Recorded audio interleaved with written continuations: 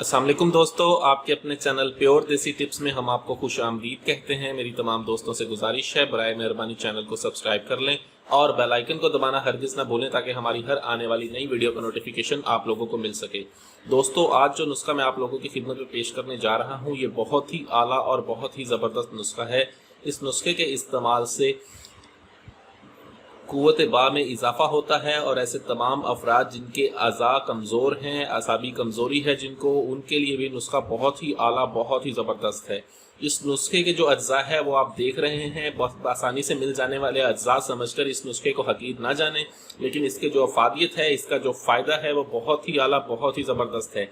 ये नुस्खा इस्तेमाल करते वक्त आपने इस चीज़ का ख्याल रखना है कि इस नुस्खे के इस्तेमाल के दौरान आपने दूध का कसरत से इस्तेमाल करना है और ये नुस्खा बहुत ही ज़बरदस्त है।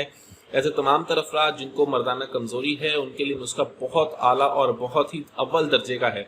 इस नुस्खे में किस चीज़ का इस्तेमाल है, ये नुस्खा कैसे बनना है, इसके लिए वीडियो एंड तक लाजमी देखें। इसका मुकम्मल तरीकाकार मैं आपको बताऊँगा। इस नुस्खे को हमने कैसे बनाना है, हमने करना ये है कि हमने लेनी है सालिब मिस्री।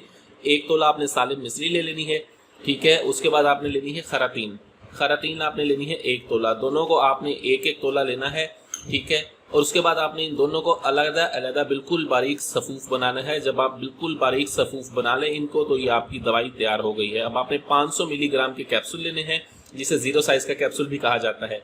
उसमें आपने ये कैप्सूल भर के रख लेने हैं। अगर आप में कमज़ोरी बहुत ज़्यादा है तो आप 2 कैप्सूल इसके दिन में लें, ठीक है। अगर आपको दरमियाने दर्जे की मर्दाना कमज़ोरी है तो आप 1 कैप्सूल भी इसको लेकर इस्तेमाल करें।